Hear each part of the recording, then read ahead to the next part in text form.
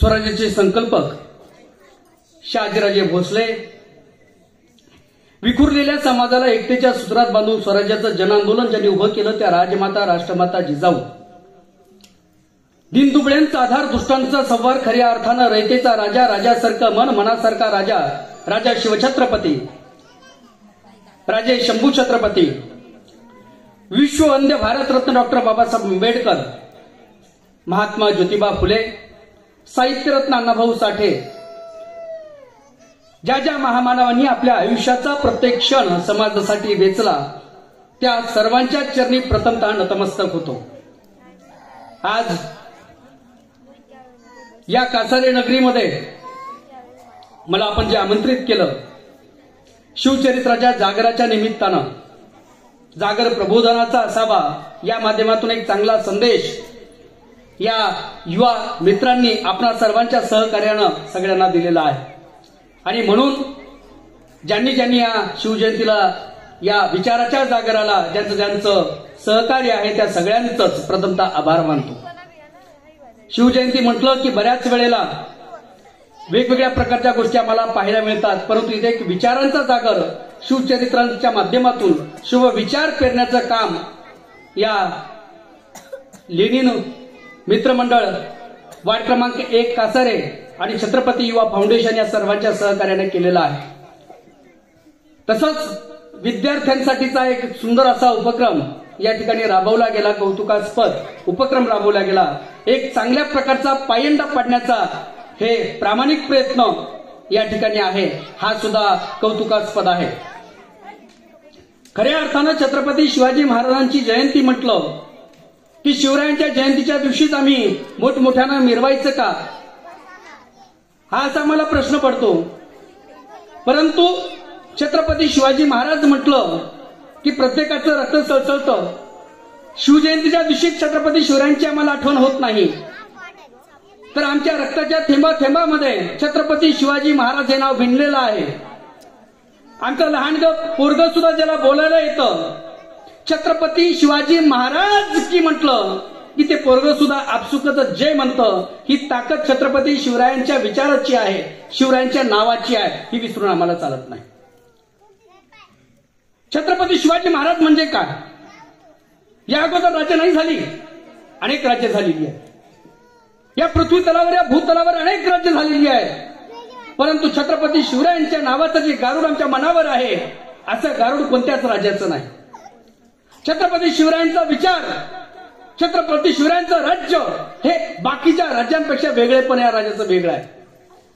छत्रपती शिवरायांच्या राज्याचं पहिलं वेगळेपण काय, हे राज्य सामान्य लोकांचं होतं, हे रयतेचं होतं।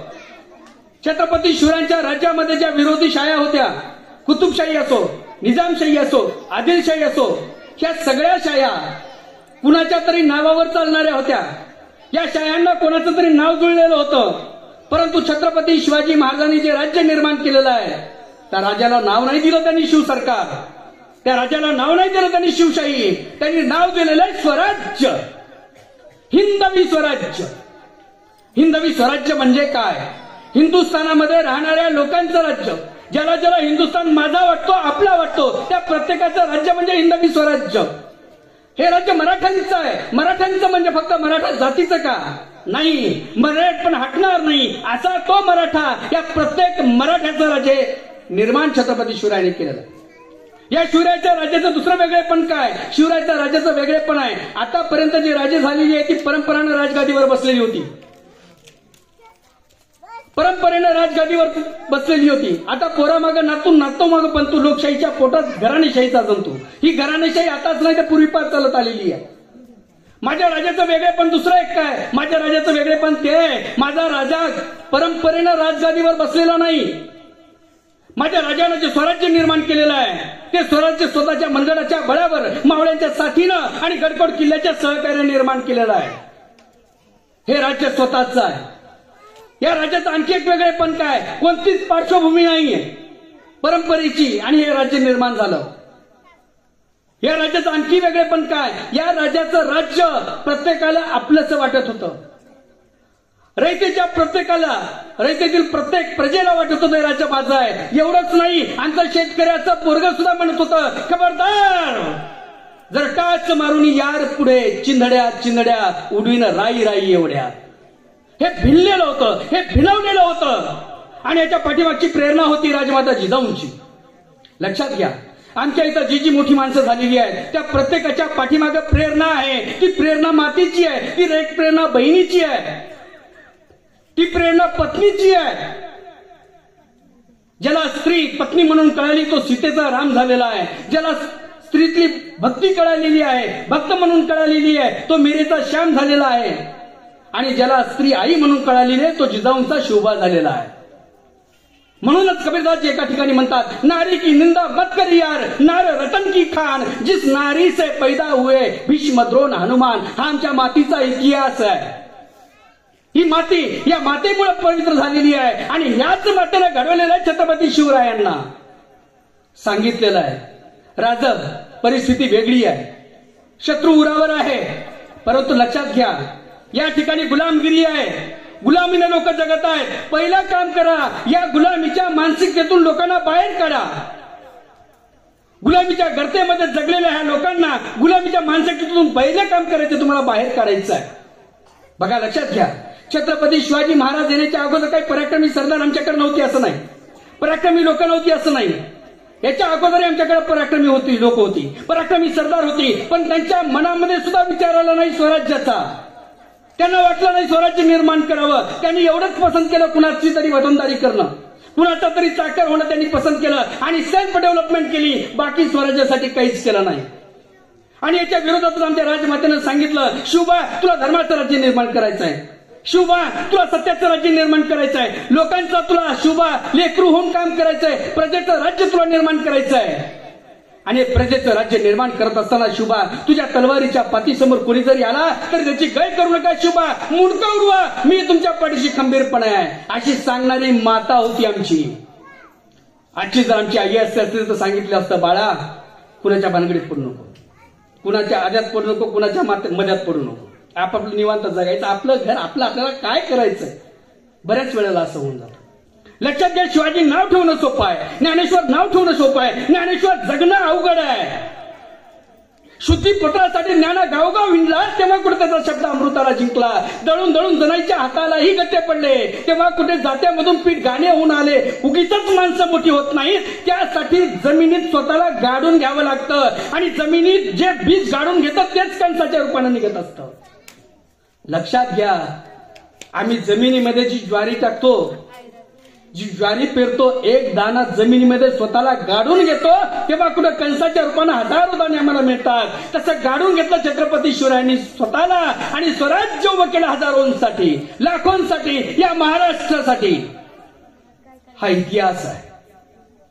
आणि हे करत असताना शुभानी तानाजीला सोबत घेतलेला आहे, येसाजीला सोबत घेतलेला आहे, बाजीला सोबत घेतलेला आहे. आणि सांगितलं, अरे दोस्तांनो लक्षात येते का तुम्हाला, लक्षात येते का, इकडे या बसा, सांगतो तुम्हाला. पहिला विचार पेरलाय, विचार पेरणं महत्वाचं होतंय आणि विचार पेरायला आमच्या शुभानी सुरुवात केलेली आहे.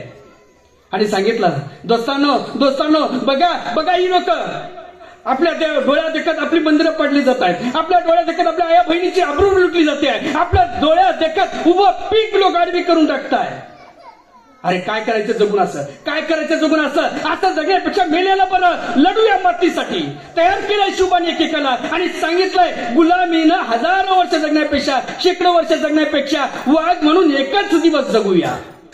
आणि सांगितलं, आणि ती पोरं सुद्धा तयार झाली. येसाजीला, तानाजीला, बाजी आला आणि प्रत्येक जण प्राणार्पण करायला तयार झालेली आहे, प्रत्येक जण म्हटलेली आहे. आणि शिवबासाठी काही करायला तयार झालेली आहे. आणि सांगू लागली, राजा सांगा, तुम्ही राजा सांगा काय करायचंय, तर तुम्ही सांगताल ते करायला तयार आहे. एवढी निष्ठा आली कुठून, एवढी निष्ठा आली कुठून, कारण एवढी निष्ठा आली याच्यामुळे, कारण आमच्या राजानं प्राणाला खर्ची झालेल्या एकाही माणसाला त्याच्या कुटुंबाला वाऱ्यावर सोडलेला नाही. जो या स्वराज्यासाठी, जो माणूस या स्वराज्यासाठी खर्ची पडला त्या प्रत्येकाला आधार, त्या कुटुंबियांचा कुटुंब प्रमुख म्हणून शिवरायांनी काम पाहिलेलं आहे. रामजी पांगेरा, आमचा रामजी पांगेरा कनेरगडच्या लढाईत शहीद झाला. आणि शहीद झाल्याच्या नंतर शिवाजी राजे रामजीच्या वडिलाला भेटायला गेले आणि रामजीच्या वडिलाला सांगतात, बाबा तुमचं पोरगं स्वराज्यासाठी खर्ची झालं. बाबा स्वराज्याच्या कामी तुमचं पोरगं आलेलं आहे. आणि काही सोन्याच्या मोहरा होत्या आणि ते मोहरा बाबाला दिलेल्या, बाबा हे राहू द्या आणि काहीही गरज पडली तर सांगा. नम्रपणे रामजीच्या वडिलांनी त्या मोहरा नाकारलेल्या आहे. शिवरायांना वाटलं काहीतरी कमी देतोय काय की आपण. शिवराय रामजीच्या वडिलाला म्हणतात, बाबा सांगा तुम्हाला काय पाहिजे. जमीन पाहिजे, जुमला पाहिजे, आणखी सोनं नाणं पाहिजे, काय वाटेल ते मागा बाबा, ते मी तुम्हाला द्यायला तयार आहे. हा शिवबा तुमच्या समोर तयार आहे बाबा, तुम्ही मागाल ते देईल. आणि त्याच वेळेस रामजीचे वडील शिवबांना म्हणतात, शिवरायांना म्हणतात, राज काही तर घेण्याची इच्छा नाही पण एक वस्तू देण्याची इच्छा आहे. काही गोष्टी घेण्याची इच्छा नाही, काहीतरी देण्याची इच्छा आहे. काय देण्याची इच्छा आहे? राजा नाही म्हणणार नसेल तर सांगतो तुम्हाला, वचन द्या मला नाही म्हणणार नाही म्हणून. शिवरायांच्या डोळ्यामध्ये आसू आहे, शिवरायांच्या डोळ्यामध्ये नकळत पाणी आलेलं आहे. आणि राजा म्हणतात, वा वा, अरे स्वराज्यासाठी पोरगा तर खर्ची झालाय, आणखी द्यायची तयारी आहे. काय असं स्वराज्यामध्ये रक्त आहे स्वराज्याचं. आणि शिवबा म्हणतात, बाबा काय देण्याची इच्छा आहे सांगा. आणि रामजीचे वडील झोपडीच्या बाहेर आलेले आहेत आणि झोपडीच्या बाहेर येऊन आपल्या लहानच्या पोराला हाक मारलेली आहे, लहान्या मुलाला, रामजीच्या लहान्या बाबाला, ए इकडे. आणि ते पोरग धावत पळत आलेलं आहे. पूर्वीचे पोरं मायबापांना हाक मारायला येत होती, आता येत नाही असं नाही म्हणायचंय मला. शिवरायांची जी जी खरी खरी मावळे आहेत ती सुद्धा आता बापांना हाक मारल्याबरोबर नक्कीच येतील. आणि हात मारल्याबरोबर पोरग धावत पळत आलं. बापाने पोराचा हात धरलेला आहे, झोपडीमध्ये नेलेला आहे आणि तोच हात शिवरायांच्या हातामध्ये दिलेला आहे. आणि शिवबाला म्हणतात, राज माझ्याकडे देण्यासाठी काहीच नाही स्वराज्यासाठी. रामजी होता तोही स्वराज्यासाठी खर्ची झाला. आता उरलं एक पोरग, माझ्याकडे बाकीचं तर काही नाही पण हे पोरग स्वराज्यामध्ये सामील करून घ्या, स्वराज्याच्या कामी. आणि रामजीला त्या लहान्या भावाला तो हात हातात घेऊन शिवरायांच्या सांगितलं, याला स्वराज्यामध्ये घ्या. आणि तेव्हाच छत्रपती शिवाजी महाराज रामजीच्या वडिलाला म्हणतात, बाबा रामजी गेला, फार दुःखद घटना झाली. तुमचं वय जास्त आहे बाबा आणि या वयाच्या हिशोबाने एक मुलगा तुमच्या सोबत असणं गरजेचं आहे. वाटलं असतं रामजीनं जे स्वराज्यासाठी काम केलेलं आहे त्यातून वेतनाची, पेन्शनची सोय करतो आणि तुमच्या कुटुंबाचा उदरनिर्वाह चालेल. त्याच्या पुढचं बाबांचं वाक्य ऐकण्यासारखं तर राज रामजी जेव्हा गेला त्याच वेळेस पैशाचा प्रश्न मिटला. राज अगोदर स्वराज्य, नंतर गाव, नंतर कुटुंब आणि नंतर मी, ही भावना निर्माण झालेली होती. आणि तो रामजीचा लहाना भाऊ स्वराज्यामध्ये दाखल झालेला. परिस्थिती वेगळी आहे. राजाला कुणालाही वाऱ्यावर सोडलं नाही. आजची परिस्थिती वेगळी आहे. आजची निष्ठा ती कुठं दिसत नाही. छत्रपती शिवरायांनी च्या काळामध्ये मावळ्यांची निष्ठा कशामुळे होती? कारण छत्रपती शिवराय सुद्धा निष्ठेनं तेवढ्या मावळ्यांसोबत राहत होते आणि मावळे सुद्धा तेवढ्याच निष्ठेनं राहत होते. आज मात्र परिस्थिती बदलली आहे, निष्ठा आम्हाला कुठं दिसून येत नाही. एक नागपुर के विधान भवन के सामने इधर से उधर और फिर इधर से उधर जाते हुए गिरगिट से मैंने पूछा, नागपुर के विधान भवन के सामने इधर से उधर फिर इधर से उधर जाते हुए गिरगिट से मैंने पूछा, गिरगिट जी रंग बदलने के मामले में आपके और नेताजी के बीच तुलना क्या पाप है? नागपुर के विधान भवन के सामने इधर से इधर और फिर इधर से उधर जाते हुए गिरगिट से मैंने पूछा, गिरगिट जी रंग बदलने के मामले में आपके और नेताजी के बीच तुलना करना क्या पाप है? गिरगिट बोला, सुभाष जी रंग बदलने के मामले में हमारे और नेताजी के बीच तुलना करना महापाप है, क्योंकि रंग बदलने के मामले में नेता हमारे बाप है. परिस्थिती बदलली आहे आणि त्याला कारणीभूत आम्हीही कुठेतरी आहोत. या बाळगोपाळांना माझी विनंती आहे, उद्याचे भविष्य भावी नागरिक तुम्ही आहात. जेव्हा 18 वर्षाचे तुम्ही होताल आणि तुमच्या हातात मतदान करणं पडेल त्याच वेळेस शपथ घ्या, याच्यानंतर 1 रुपया न घेता मी मतदान करेन. आणि त्यावेळेस जेव्हा तुम्ही निका माणूस निवडून द्याल त्याच वेळा खऱ्या अर्थानं स्वराज्याचं स्वराज्य झाल्याशिवाय राहणार नाही. छत्रपती शिवरायांनी बीज पेरलेलं आहे. छत्रपती शिवरायांच्या स्वराज्यामध्ये मावळा, एक मावळा लढायला तयार होता. तो कोणत्या जाती धर्माचा नव्हता, सगळ्या जाती धर्माची मावळे, एकाच जातीची नव्हती तर 18 पगड जातीची मावळी लढायला तयार होती. त्याच्यामध्ये शिवाजी काशीद होता नाव्याचा, नाभिक समाजातला शिवाजी काशीद. 10 नोव्हेंबर 1659 घटना आहे. अफजल खानाचा वध केलेला आहे. बघा, शिवरायांवर आणि राजमाता जिजाऊवर काही कमी संकट आलं नाही. आमच्या राजमातावर पहिलं आलेलं संकट या निजामशाहीच्या लोकांनी आमच्या राजमाताचे जे वंशज आहे त्यांना मारण्याचं काम केलेलं आहे. राजमाता जिजाऊवर दुसरं संकट आलेलं होतं की स्वतःचा थोरला मुलगा या अफजल खानानं गनिमी काव्यानं या आमच्या संभाजीराजा शिवाजीराजांचे मोठे बंधू संभाजीराजांना मारलेला आहे.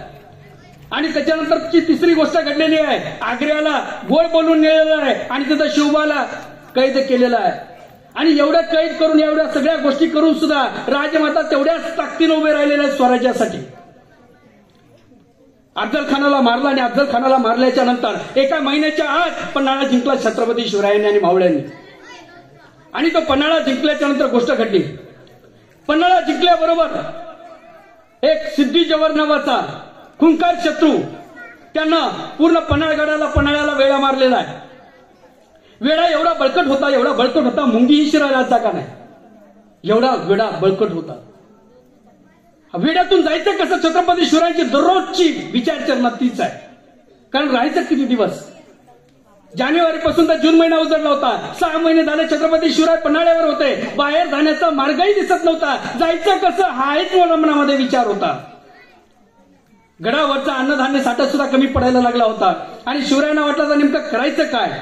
तेव्हा शिवरायाला कोणीतरी एकानं सांगितलं होतं, राज, याच पन्हाळ्याच्या पायथ्याशी नेबापूर नावाचं गाव, या नेबापूर नावाच्या गावामध्ये एक छोटंसं पोरगं आहे राज.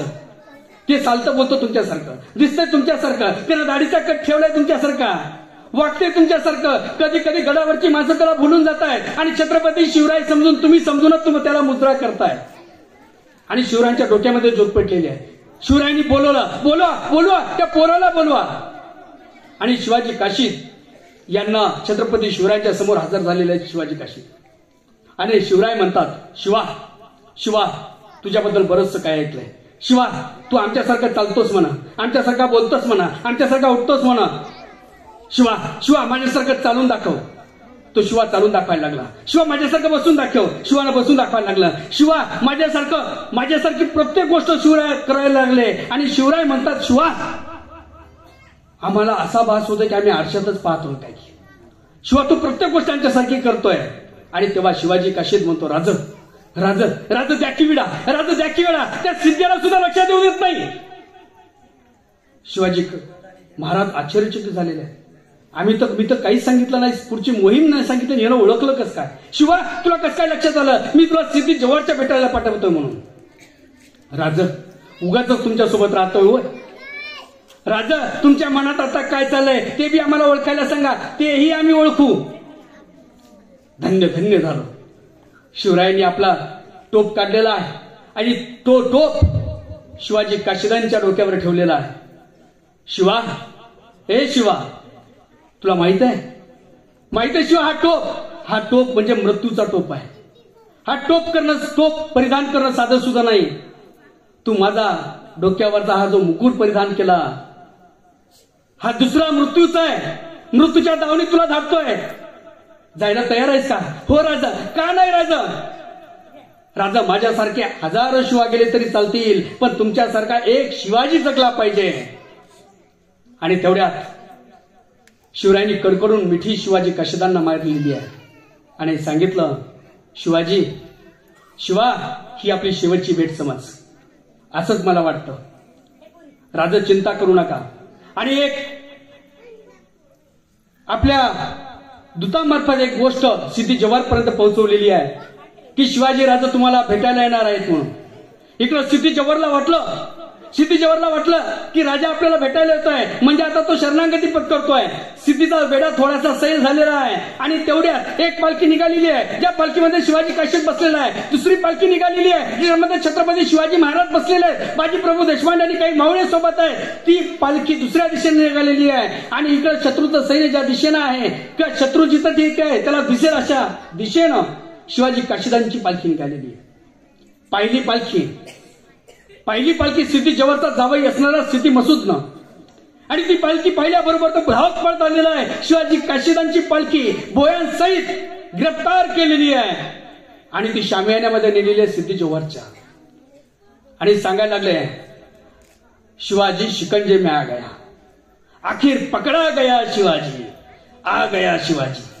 आणि सिद्धीश्वर म्हणतो, आओ शिवाजी आओ. आणि तो शिवाजी काशीद मध्ये जात आहे. तेवढ्यात बघता बघता बातमी सगळीकडे पसरलेली आहे, शिवाजी गिरफ्तार हो गया, शिवाजी गिरफ्तार हो गया. आणि बातमी अफजल खानाचा पोरगा फाजल खान तिथं होता, त्याच्या कानावर गेली. आणि तो म्हणतोय, फाजल खान ये मुमकिन नहीं हो सकता, ये मुमकिन नहीं हो सकता, शिवाजी शिकंजे में आ नहीं सकता, हे शक्यच नाही. आणि धावत पळत तो फाजल खान त्याच दिशेने निघालेला आहे, शामियानाच्या दिशेने निघालेला आहे. आणि पळत पळत त्याची बेधुंद नजर शिवरायांना पाहत आहे, नकापासून डोक्याच्या टोपापर्यंत पाहत आहे. आणि पाहत असताना तो फाजल खान ओरडतोय, ये शिवाजी नहीं हो सकता. सिद्धीश्वर म्हणतो, क्या बोल रहा है तुम, ये शिवाजी नहीं हो सकता.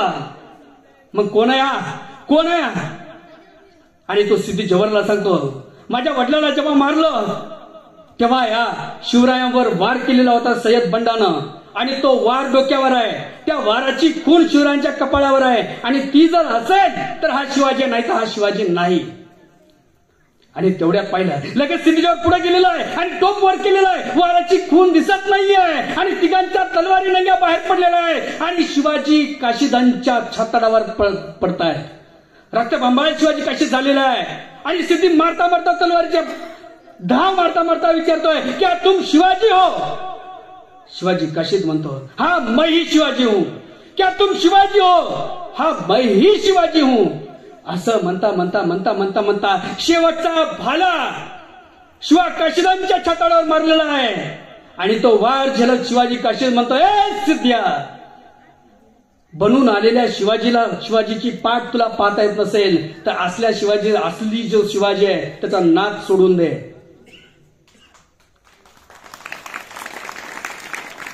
आणि तिथंच आमचे शिवाजी काशीद धारातीर्थी पडले.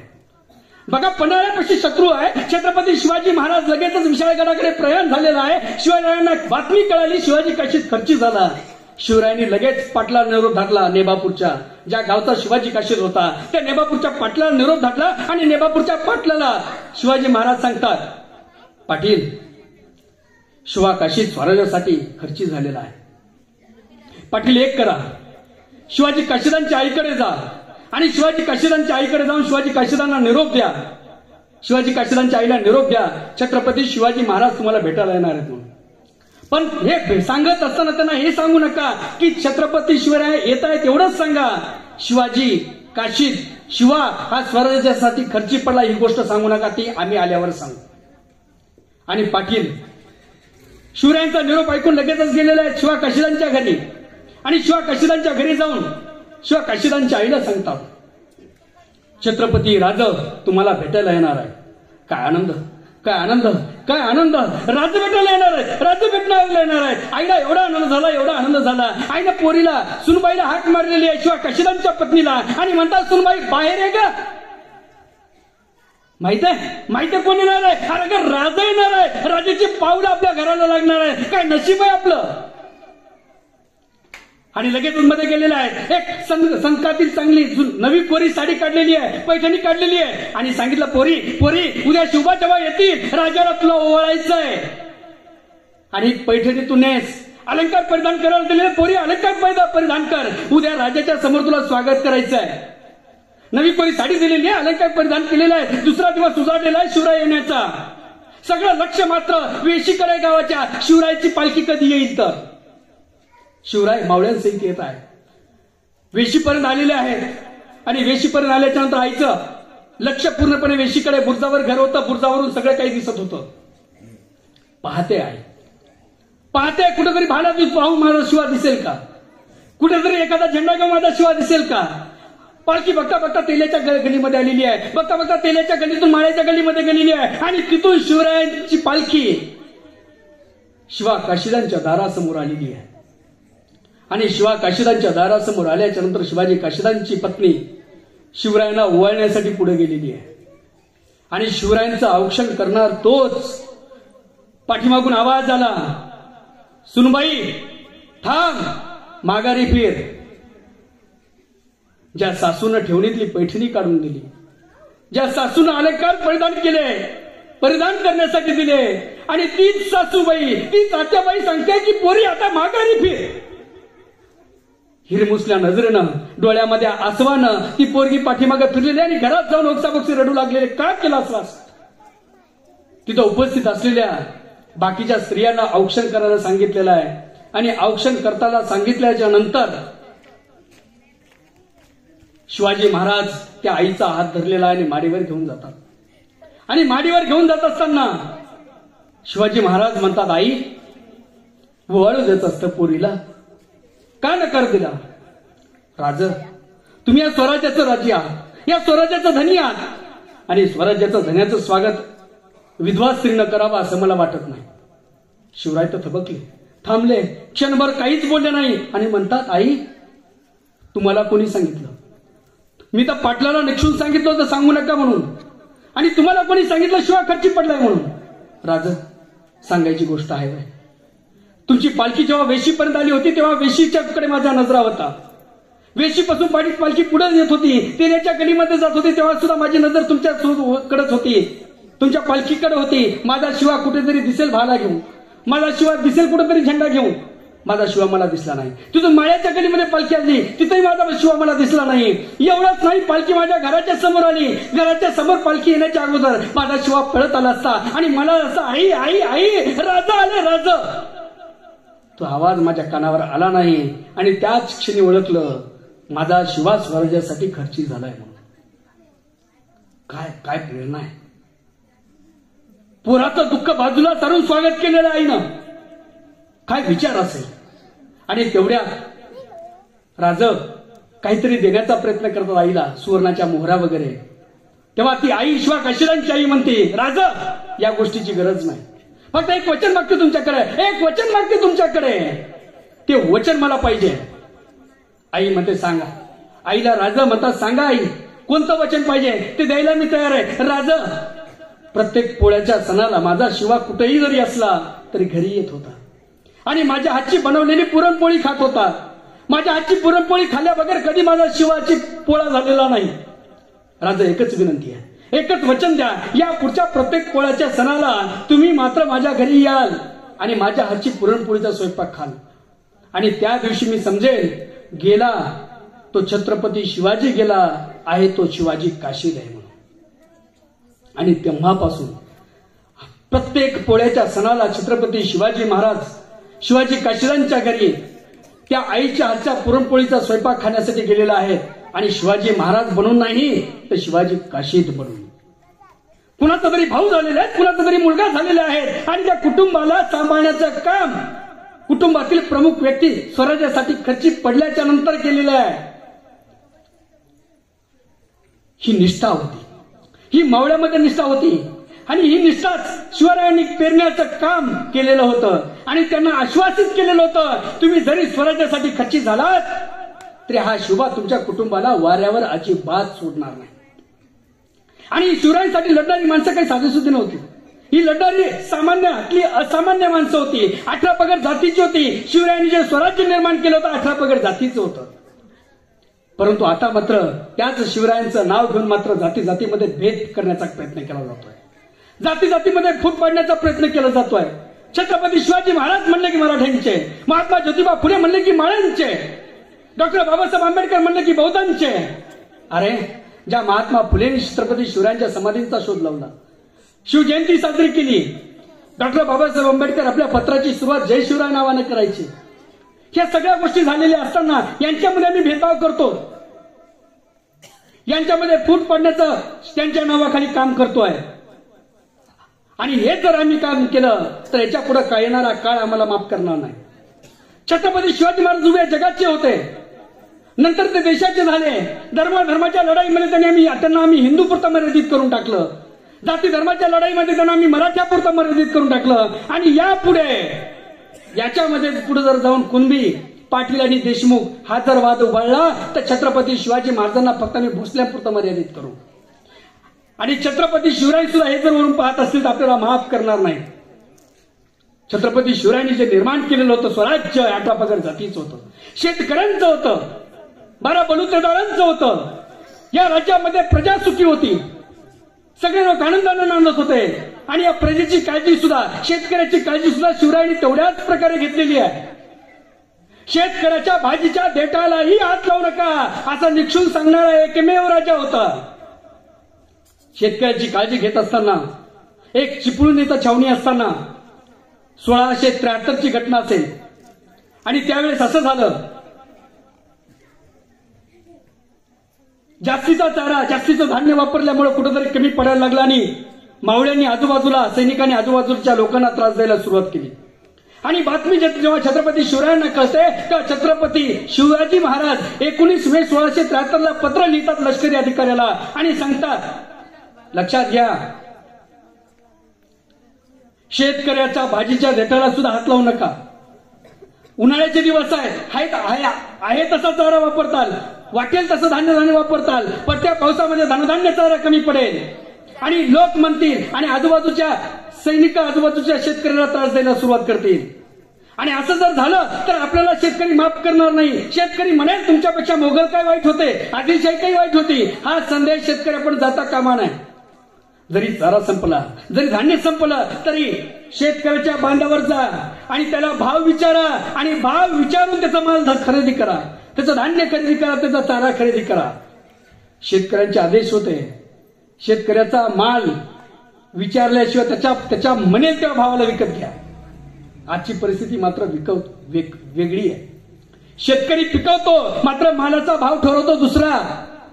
आम्ही शेतकऱ्यांनी पिकाला तर हाताच्या फोडासारखं जपावं, हातामध्ये घरामध्ये पीक पडावं आणि जेव्हा ट्रॅक्टर म्हणून आम्ही कांदा घेऊन जातो तेव्हा बेभाव जातो. ज्या पद्धतीनं खता बियाणांच्या किमती वाढलेल्या आहेत त्याच पद्धतीनं शेतकऱ्याच्या भावाच्या किमती कधीच वाढल्या नाही. शेतकऱ्याचा मालाचा भाव ठरवायला त्याचा अधिकार नाही. एकीकडे आम्हा कर्मचाऱ्यांचा डीए नेहमी वाढतो, परंतु शेतकऱ्यांच्या मालाचा डीए कधी वाढणार हाही आम्हाला पोटलेला प्रश्न आहे. माझ्या लहानपणी मी जेव्हा पाहायचो तेव्हा माझे वडील शेतातल्या मजुराला रोज द्यायचे 10 रुपये. आज तोच रोज 300-400च्या घरात गेलेला आहे. म्हणजे 40 पट रोजगार वाढलेला आहे. 40-50 पटीच्या किमतीमध्ये खताच्या बियाणांच्या किमती वाढलेल्या आहेत. आणि त्याच पटीमध्ये आम्हाला शेतकऱ्यांच्या मालाचा भाव वाढलेला कुठंच दिसत नाही. आणि आम्ही म्हणतो जय जवान जय किसान. अरे शेतकरी, तुमच्याकडे हात पसरायला कधीच रिकामा नाही, फक्त त्याच्या मालाला भाव द्या. शिवरायांच्या काळामध्ये शेतकऱ्यांच्या मालाला, त्यांच्या विचारांचं प्राधान्य होतं. शेतकऱ्यांना प्राधान्य दिलं जायचं. एवढंच नाही, ज्या पडीक जमिनी होत्या त्या पडीक जमिनी ठेवून काय करायचंय. शिवरायांनी शोध घेतला, कोणाकोणाकडे जमीन नाही, त्याला जमिनी कसायला दिलेली आहे. नुसतं जमिनी दिल्या नाही, जमीन दिली, धान्य कुठून आणायचं, बियाणं कुठून आणायचे, बैलजोडी कुठून आणायची.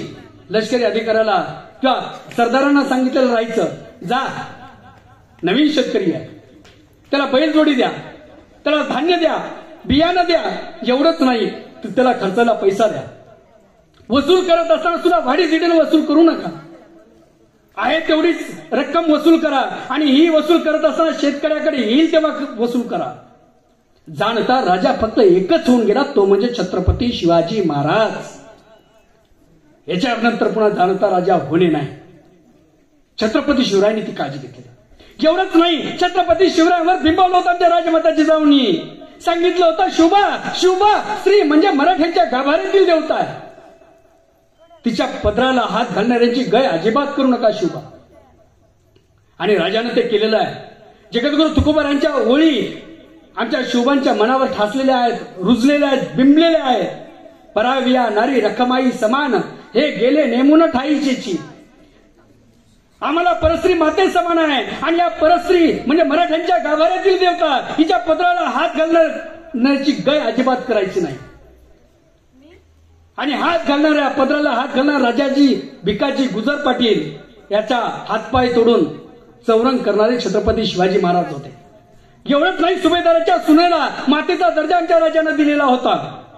एवढंच नाही, जेव्हा शाहिस्ते खान शत्रूला सुद्धा माझ्या राजाच्या चरित्रावर एवढा विश्वास होता, शत्रू सुद्धा म्हणायचा छत्रपती शिवाजी महाराजांच्या बद्दल त्याच्या मनामध्ये आदर होता. शाहिस्ते खानाची बोटं जेव्हा शिवरायांनी कापली तेव्हा शाहिस्ते खान ची बहीण शाहिस्ते खानाकडे पळत पळत आलेली आहे, आरडाओरड करत आलेली आहे आणि शाहिस्ते खान म्हणते, भाईजान भाईजान मेरी बच्ची को शिवाजी लेके गया, भाईजान भाईजान मेरी बच्ची को शिवाजी लेके गया. आणि तेव्हा शाहिस्ते खान म्हणतो, वेडी आहेस का काय? छत्रपती शिवाजी महाराजच नाही, शिवाजींचा मावळा सुद्धा शत्रूच्या किंवा कोणत्याही स्त्रीला हात लावू शकत नाही. आणि तुझ्या मुलीला, माझ्या भाचीला शिवाजी घेऊन जाईल, शक्यच नाही. आणि जरी नेलं असेल तर लक्षात घे, लेकीसारखे तिचे सांभाळ करेल.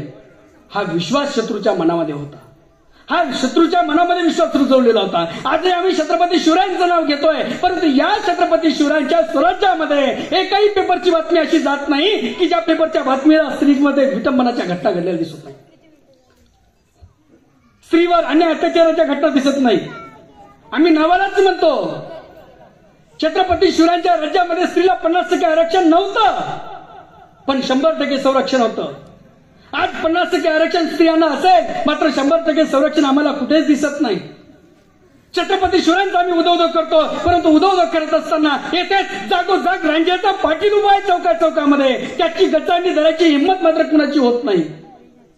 लक्षात घ्या, या रांजेगावच्या पाटलाचे जसे हातपाय कलम केले, तसं चौका चौकामध्ये आमच्या या बहिणीकडे वाकड्या नजरेने पाहणाऱ्यांची गचांडी जेव्हा आम्ही धरू, तेव्हा खऱ्या अर्थानं शिवराज्य आलं असंच आम्हाला म्हणता येईल. नुसतं शिवरायांचा भगवा हातामध्ये घेतला आणि तो फडकवला म्हणजे शिवराय होत नाही, शिवाजी महाराजांचा मावळा होत नाही. तो विचार अंमलात आणावा लागतो. छत्रपती शिवरायांच्या जयंतीच्या निमित्ताने हे संकल्प आम्ही केले पाहिजे. शिवरायांचा जो भगवा होता त्या भगव्याचा अर्थ काय? भ म्हणजे भयरहित, ग म्हणजे गर्वरहित, वा म्हणजे वासनारहित. जो भयरहित आहे, गर्वरहित आहे, वासनारहित तो भगवा. आणि तो भगवा खांद्यावर घेण्याची, तो भगवा परिधान करण्याची लायकी आपली आहे का, हाही आम्ही मनामध्ये विचार केला पाहिजे. ती पात्रता आमची आहे का, हाही आम्ही विचार केला पाहिजे. छत्रपती शिवरायांकडे जे गुण होते ते गुण आम्ही आत्मसात केले पाहिजे. तर तेव्हा खऱ्या अर्थानं शिवरायांच्या विचारांचा जागर झाला असं म्हणता येईल. छत्रपतीच्या स्वराज्यामध्ये कोणीही मावळ्यांनी व्यसन केल्याचं आठवत नाही. जेवढे काही छत्रपती शिवरायांचे मावळे होते, मावळ्यांनी एकानेही व्यसन केल्याचं आठवत नाही. आम्ही सुद्धा माझ्या बंधू भगिनींना, माझ्या बंधूंना माझी विनंती आहे, तुमचा लहाना भाऊ म्हणून तुम्हाला सांगतोय, आपण छत्रपती शिवरायांचे मावळे आहोत. आपल्या नसानसामध्ये रक्ताच्या थेंबाथेंबामध्ये शिवाजी महाराजांचं रक्त भिनलेलं आहे. शिवरायांच्या मावळ्यांनी कधी व्यसन केलं नाही. आम्ही सुद्धा हे करत असताना 10 विचार करावा. आमच्या मुलांकडून अपेक्षा खूप आहेत हो. आमच्या चिमुकल्याकडून खूप अपेक्षा आहेत. आमच्या पोरांनी डॉक्टर व्हावं, आमच्या पोरांनी इंजिनियर व्हावं, आमच्या पोरांनी शिक्षक व्हावं. आमच्या मुलांकडून आमच्या अपेक्षा खूप आहेत. मुलांच्या अपेक्षेचा आम्ही कधी विचार करणार का नाही? या लेकरांच्या अपेक्षेचा कधी विचार करणार का नाही? जेव्हा आपला पिता डुलत झोके घेत जेव्हा गल्लीतून येत असेल आणि एखादा बाजूचा माणूस म्हणत असेल आला बेवडा, काय वेदना होत असेल त्या लहानगीच्या काळजामध्ये, काय वेदना होत असतील, काय वाटत असेल त्या जीवाला, माझ्या बापाला काय म्हणत आहे. हा विचार आमच्या मनामध्ये लक्षात घ्या. जसं आमच्या मुलांकडून अपेक्षा आहे, तशाच अपेक्षा मुलांच्या सुद्धा आमच्याकडून आहे की आमच्या वडिलांनी कोणत्याही प्रकारचं व्यसन करू नये. आणि ज्या जर अपेक्षा तुमच्या पूर्ण झाल्या त्या खऱ्या अर्थानं शिवजयंती साजरी झाली असं मी म्हणेल. अधिकचा वेळ घेत नाही, मला माहित आहे बऱ्याच वेळापासून तुम्ही इथं थांबलेला आहात, बऱ्याच वेळापासून इथं आहात. विचारांचा जागर, प्रबोधनाचा जागर आम्ही करतोय, परंतु तो विचार शिवराय डोक्यावर घेण्याची वस्तू नाही, शिवराय डोक्यात घेण्याची वस्तू आहे. शिवरायांचा विचार डोक्यात घेणं गरजेचं आहे. आणि तो विचार आम्ही जेव्हा घेऊ तेव्हा खऱ्या अर्थानं शिवजयंती साजरी झालेली आहे. आणि आज आम्ही संकल्प करणार आहोत, शिवरायांचे जे गुण आहेत ते गुण आम्ही आत्मसात करण्याचा प्रयत्न करणार आहोत, आम्ही जोपासण्याचा प्रयत्न करणार आहोत.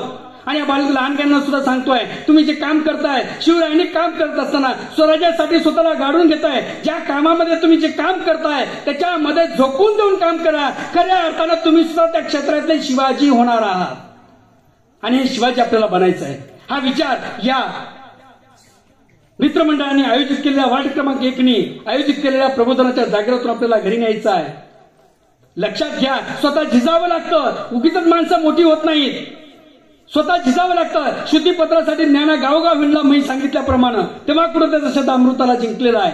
स्वतः झिजावं लागतं. जी ज्योत जळते तीच प्रकाश देत असते. विजलेली ज्योत प्रकाश देत नाही. प्रकाश देण्यासाठी स्वतःला अगोदर जळावं लागतं. झिजावं लागतं. आणि जी माणसं झिजलेली आहेत, इतिहास त्यांची वाट बघतोय आणि त्यांचाच इतिहास झालेला आहे. स्वार्थी माणसं भरपूर आहे. दे उतरून जाऊ दे, पेटून राख होऊ दे सळ्यांची, आपण मात्र खुशाल राहू पोळीवर धार तुपाची. हे स्त्रीत आहे सध्याच्या माणसाची. माणूस एवढा बिघडलेला आहे, एवढा बिघडलेला, त्याला शेजाऱ्याचं घेणं देणं नाही. जी माणुसकी होती, गावाचं गाव पण होतं, ते गाव पण आम्ही कुठेतरी बाजूला नेतोय असं आम्हाला वाटत नाही का? पूर्वी गावागावामध्ये चौकात माणसं एकत्र यायची आणि हासिक मजाकमध्ये गप्पा मारायची. आज मात्र राजकारणापायी आम्ही आमच्या लोकांमध्ये भाऊबंदकीला विसरून जातोय. राजकारण असावं, पण राजकारणापुरतं असावं, त्याच्या पुढे राजकारण जाऊ नये. ह्या गोष्टी आम्ही नेलेल्या पाहिजे. सध्या आम्हाला शेजाऱ्याचं काही पडलं नाही, जाऊ दे, झालं असेल. खेदानं म्हणावं असं वाटतं. एक शायर फार सुंदर म्हणतो, आदमी में इतना जहर भर गया है, विषधारू का वंश सारा डर गया है. आदमी में इतना जहर भर गया है, विषधारू का वंश सारा डर गया है. एक दिन तुम सुनोगे रास्ते में, आदमी के काटने से सांप कोई मर गया है. आदमी के काटने से सांप कोई मर गया है. एवढी माणसं विचार झाले. सोचने की कोई बात नहीं, जमाना ही इस तरह बदल रहा है. इंसान बड़ी मुश्किल से इंसान नजर आ रहा है. आणि माणसाला माणूस पण जेव्हा कळालं, खऱ्या अर्थानं शिवरायांच्या विचाराचा जागर झाला असं मला म्हणायला हरकत नाही. जाता जाता वामन दादाची शोभा काय आहे ही सांगणारी एक सुंदर अशी कविता आपणासमोर बनतो. महाराज कसे होते सांगण्याचा प्रयत्न केलेला आहे. शिवरायांच्या राज्यामध्ये कधीच नव्हती बाण, शिवरायांच्या राज्यामध्ये कधीच नव्हती बाण. आनंदाने नांदत होते हिंदू मुसलमान, आनंदाने नांदत होते हिंदू मुसलमान. जसे मराठा सैनिक शिवरायांच्या पदरी होते, 18 पगड जातीचे सैनिक शिवरायांच्या पदरी होते, मावळे शिवरायांची होती, तशी मुस्लिम सैनिक सुद्धा होती. शिवरायांच्या मावळ्यामध्ये ज्या मुस्लिम मावळ्यांनी एकानेही दगा दिल्याचं उदाहरण आढळत नाही.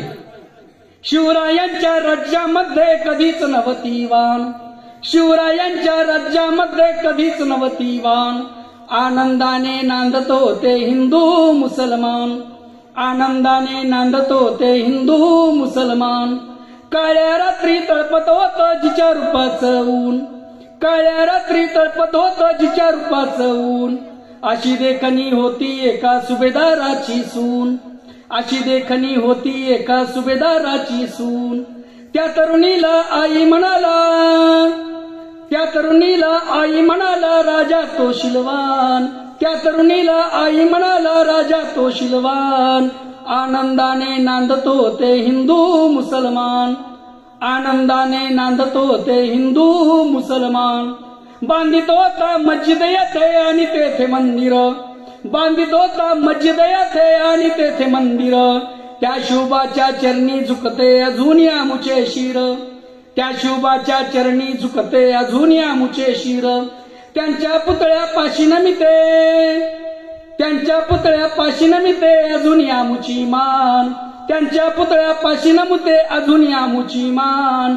आनंदाने नांदत होते हिंदू मुसलमान, आनंदाने नांदत होते हिंदू मुसलमान. जाता जाता शेवटच्या कडव्याच्या अगोदर पुनश्च एकदा आमच्या या युवा छत्रपती युवा फाउंडेशन, लेनिन नगर मित्र मंडळ आणि वार्ड क्रमांक 1 कासारे या सर्वांनी जो विचारांचा प्रबोधनाचा जागर मांडला आणि त्याच्यासाठी मला आमंत्रित केलं, त्याबद्दल पुन्हा एकदा त्यांचे आभार मानतो. आपली कासाऱ्याची माती, या मातीमध्ये नेतृत्व गुंतलेले आहेत. या मातीनं फक्त तालुक्याचंच नाही, जिल्ह्याचंच नाही, तर राज्याचं नेतृत्व केलेलं अशी माती आहे. राज्याचं नेतृत्व करणारी माती आहे. आणि याच मातीमध्ये नेता किती मातीतला आहे. मातीसाठीच जगावं, मातीसाठीच मरावं. बाळा माती लई थोलं, तिला कसं विसरावं. ही माती न विसरणारी सगळीच नेते मंडळी या ठिकाणची आहेत. म्हणून पुनश्च एकदा जाता जाता वामनदादांचं शेवटचं कडवं मला इथं बोलवल्याबद्दल आभार मानतो आणि शेवटचं कडवं सादर करतो. वामनवाणी शिवरायांना करीतो मी वंदन, वामनवाणी शिवरायांना करीतो मी वंदन. मला ना आवडे जाती आणि धर्माचे बंधन, मला ना आवडे जाती आणि धर्माचे बंधन. असाच माझा शिवबा होता, असाच माझा शिवबा होता माणुसकीची खान, असाच माझा शिवबा होता माणुसकीची खान. आनंदाने नांदत होते हिंदू मुसलमान, आनंदाने नांदत होते हिंदू मुसलमान. आनंदाने नांदतो ते हिंदू मुसलमान. जय जिजाऊ, जय शिवराय, जय हिंद, जय महाराष्ट्र. धन्यवाद.